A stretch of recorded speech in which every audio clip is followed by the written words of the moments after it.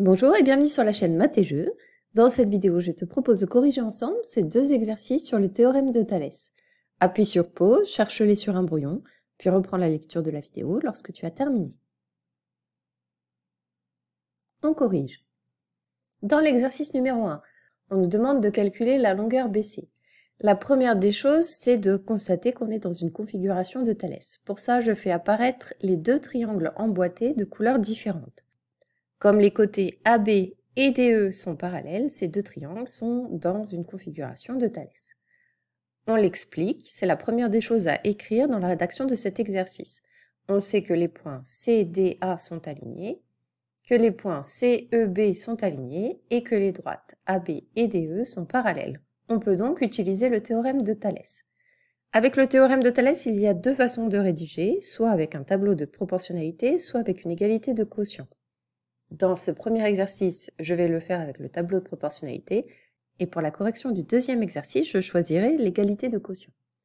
Donc d'après le théorème de Thalès, on a un tableau de proportionnalité. Si on écrit sur une ligne les longueurs des côtés du triangle ABC, et sur l'autre ligne les longueurs des côtés du triangle CDE qui correspondent.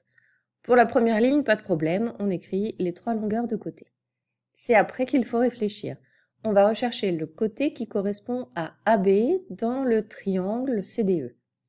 Le côté qui correspond, c'est le côté qui est parallèle dans ce cas. C'est donc la longueur DE que j'écris dans le tableau en dessous de la longueur AB. Le côté qui correspond au côté AC dans le petit triangle, c'est le côté CD. Et ça, je le sais car les points CDA sont alignés. Je vais donc prendre ces deux côtés. La longueur correspondant à la longueur CB, c'est la longueur CE. Maintenant que j'ai écrit correctement mon tableau de proportionnalité, je vais utiliser les données numériques.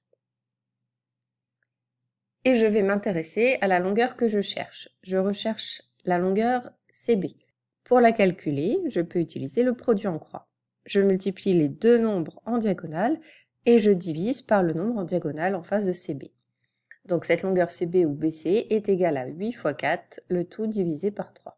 4 fois 8, ça fait 32. 32 divisé par 3, c'est environ égal à 10,6. Et je n'oublie pas de conclure par une phrase réponse. La longueur BC est environ égale à 10,6 cm.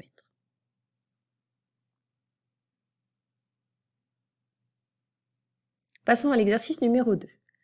On nous dit toujours que les droites DE et BC sont parallèles. Ça doit vraiment te faire penser au théorème de Thalès lorsque les deux triangles sont emboîtés.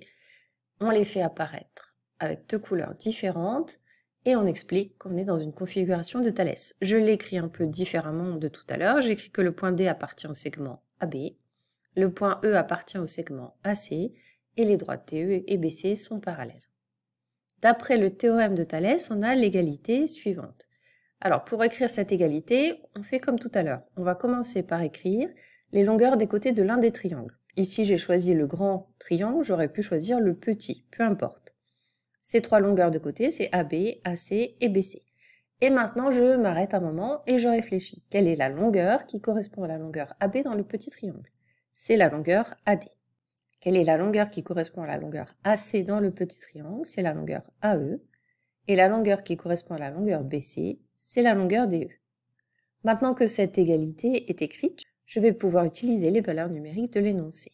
AB est égal à 8 cm, AD 3 cm, AC 4 cm et je ne connais ni AE, ni BC, ni DE.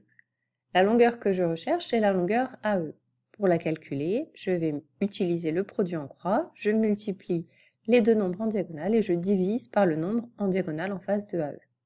Ce qui donne 3 multiplié par 4, le tout divisé par 8. 3 fois 4, ça fait 12, divisé par 8, ça fait 1,5.